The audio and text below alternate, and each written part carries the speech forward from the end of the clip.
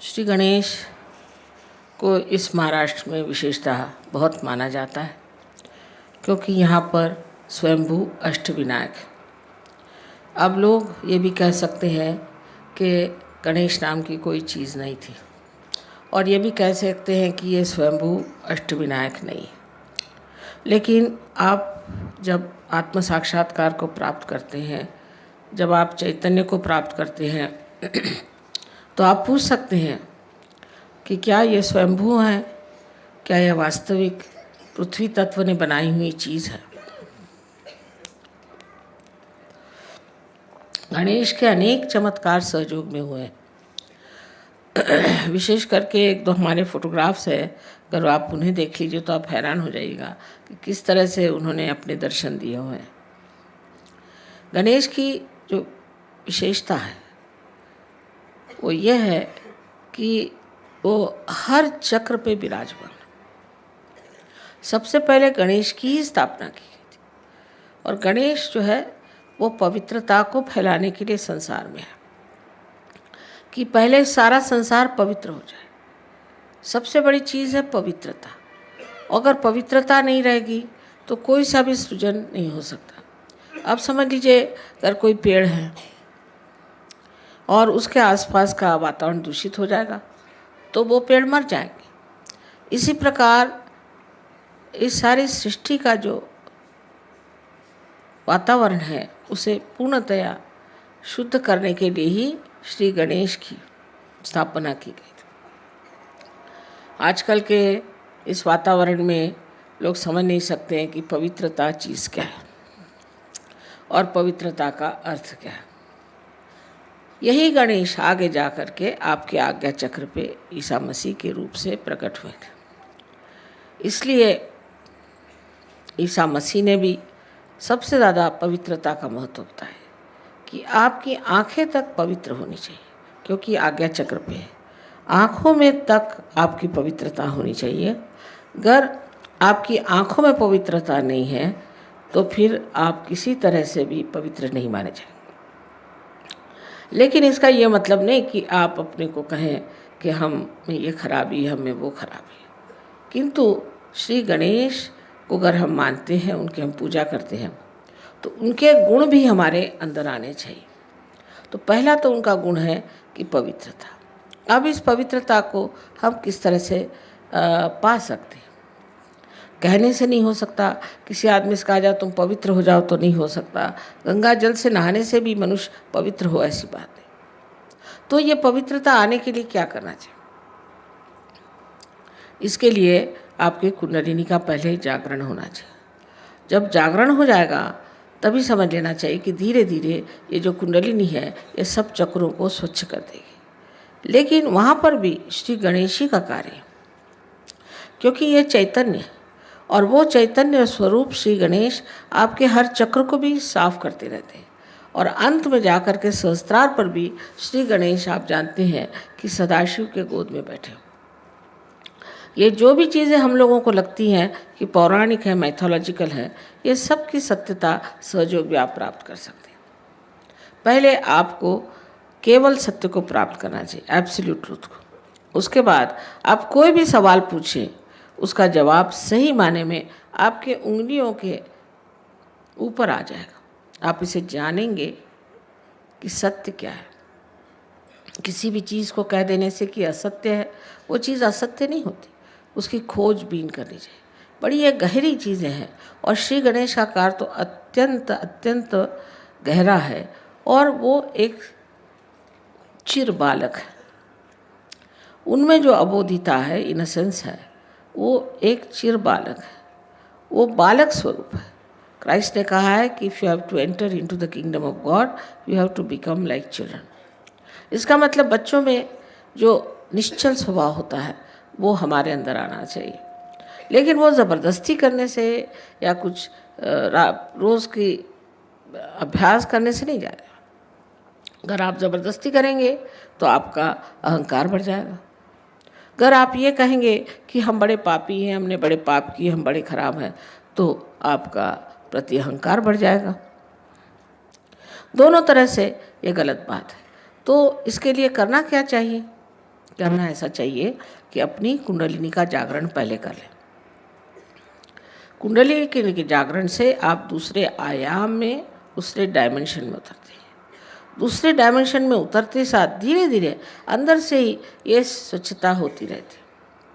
ये अनादिकाल से कुंडलिनी आपके अंदर स्थित है और ये उसी समय का इंतज़ार कर रही है, उसी के लिए बैठी हुई है कि जिस वक्त आपको ऐसी व्यक्ति मिल जाए जो आपकी कुंडलिनी का जागरण कर सके, क्योंकि ये आपकी माँ है और आपकी अपनी वैयक्तिक माँ है।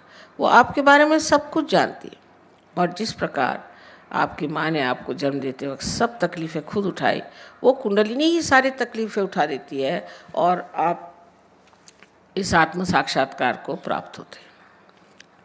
इस आत्म साक्षात्कार को प्राप्त होने के बाद आपको सिर्फ इतना करना है कि अपने इस योग को जो आपका अब परम चैतन्य के साथ हुआ है उसके साथ एकाकारिता स्थापित करनी।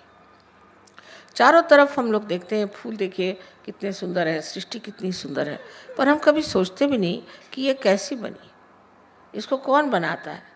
एक फूल के पौधे एक ही ऊंचाई तक बढ़ते हैं, कोई पेड़ एक ही ऊंचाई तक बढ़ते हैं, ये सारा कौन करता है। इसे आपको पातंजल में अगर आप देखे जाए तो लिखा हुआ है कि ऋतंभरा प्रज्ञा, इसका नाम उन्होंने ऋतंभरा प्रज्ञा कहा। लेकिन यही ब्रह्म चैतन्य है, यह परम चैतन्य है जो चारों तरफ फैला हुआ है और जिसके लिए आदि शंकराचार्य ने बताया हुआ है कि सलीलम सलीलम, ठंडी ठंडी हवा इसकी लहरें आती। बाइबल में भी इसको cool bridge of the Holi ghost कहा गया। इस प्रकार की कुंडलिनी हमारे अंदर है और वो बिल्कुल व्यवस्थित रूप से इसी के इंतज़ार में है कि कब आपका पुनर्जन्म है। अभी तक अमीबा से इस स्थिति में हम आ गए कि इंसान बन गए, लेकिन इससे कोई ना कोई ऊंची स्थिति ज़रूर होनी चाहिए। अगर हम सत्य को प्राप्त किए होते तो आज कल के जो झगड़े हैं ये न रहते। हम सब एक मन से, एक विचार से, एक सत्य के साथ जीते। लेकिन ये जो झगड़े हो रहे हैं इसकी वजह यही है कि हम लोगों ने अभी तक उस केवल सत्य को प्राप्त नहीं किया और जब तक हम उस सत्य को प्राप्त नहीं करेंगे तब तक उत्क्रांति माने इस एवोल्यूशन की जो चरम सीमा है उसे हमने प्राप्त नहीं किया। उसको प्राप्त किया बगैर हम लोग कभी भी शांति से, सुख से, समाधान से रह नहीं सकते। संसार के जितने भी प्रश्न हैं अधिकतर मनुष्य ने ही खड़े किए हैं। इस मनुष्य के परिवर्तन के लिए श्री गणेश का बहुत कार्य है, बड़ी मेहनत करते हैं। इनके गण हैं इसलिए इनको गणपति कहा जाता है और ये हर समय माँ की सेवा में लगे रहते हैं और हर जगह जहाँ भी ज़रूरत होती है तुरंत दौड़ के जाएंगे और कार्य करते हैं। अब ये सब चीज़ें ऐसी लगती हैं जैसे कोई स्वर्गीय चीज़ें हैं और इसका मनुष्य से कोई संबंध नहीं, लेकिन इसी दुनिया में हम लोग उस स्वर को स्थापित कर सकते हैं जिसकी महिमा शास्त्रों ने गाई हुई है। कोई कठिन बात नहीं है और इसके लिए सिर्फ हमें सज्ज होना चाहिए, मन में शुद्ध इच्छा रखनी चाहिए कि हम इसे प्राप्त करें। ये कोई झूठी बातें नहीं है, ये कोई ऐसी बातें नहीं हैं कि जिससे किसी को भुलावा डाला जाए, किंतु ये बात सत्य है और इसे हमें प्राप्त करना चाहिए। हम श्री गणेश को नमस्कार करते हैं लेकिन ये नहीं सोचते कि श्री गणेश क्या है, हमारे अंदर कहाँ स्थित हैं, क्या क्या कार्य करते हैं और इनसे हमें क्या क्या प्राप्त करना। दूसरी चीज़ इनसे प्राप्त करना है वो है सुबुद्धि, जिसे विजडम कहते हैं। श्री गणेश में इतनी सुबुद्धि और इतना प्रेम है कि वो जानते हैं कि आप लोग गलती कर रहे हैं, वो जानते हैं कि आप में कुछ दोष है, लेकिन छोटे बच्चे जैसे क्षमा कर देते हैं हर एक चीज़ को। उनको मालूम नहीं किसी से नाराज़ होना, इसी प्रकार वो आपको बहुत क्षमा करते हैं। किसी हद तक काफ़ी क्षमा कर देते हैं, पर जब आप हद से गुजर जाते हैं तब फिर ज़रूर वो नाराज़ हो जाते हैं। तो उनको सिर्फ मानना, मंदिरों में जाना और उन पे पैसे चढ़ाना, उनको पैसे ऐसे कुछ समझ में नहीं आते। को अगर कुछ चढ़ाना है तो अपने हृदय को चढ़ाना होगा और उस गणेश को अपने हृदय में बिसाना होगा। जब तक वो हमारे हृदय में नहीं आएंगे हमारा जीवन पवित्र नहीं होगा और उस पवित्रता के कारण जो हमें आशीर्वाद मिलने हैं वो नहीं मिलेंगे। इसके अलावा उनमें ये भी शक्ति है कि वो दुष्टों का संहार कर सकते हैं। अगर कोई आपको तंग करे, तकलीफ़ दे, तो वो आपके आसपास लगे रहते हैं। बड़े चमत्कार सहयोग में हुए, अनेक लोगों ने देखा है कि उनके न जाने कितने ही प्रश्न थे वो एकदम से हल होगा। वो भी काम श्री गणेश का ही है। वो इस तरह से काम करते हैं कि समझ ही नहीं आता कि किस तरह से काम हो गए और उसमें कोई भी त्रुटि नहीं रह जाती। इतने बड़े श्री गणेश अगर हमारे साथ है तो फिर हमें डरने की कौन सी बात है, फिर हमें घबराने की कौन सी बात है। सिर्फ हमें गणेश को वरण करना है और अपने अंदर उन्हें स्थापित करना है। ये चीज़ कितना भी समझाने से नहीं होगी, ये तो जब आप महसूस करेंगे इसको, उसके बारे में जब बोध होगा आपको, तब आप समझेंगे कि श्री गणेश कितने महत्वपूर्ण हैं। अब जो यहाँ विदेशी लोग बैठे हैं, इन्होंने तो श्री गणेश का ग भी नहीं सुना था, को मालूम भी नहीं था, पर ये हर समय श्री गणेश की स्तुति करते हैं, क्योंकि उनकी स्तुति करने से इनको अनेक लाभ हुए। और आप लोग भी यहाँ जो लोग आए हैं, सब आप आत्म साक्षात्कार को प्राप्त हों और उस श्री गणेश को रथ हों जिसकी आज पूजा होने वाली है।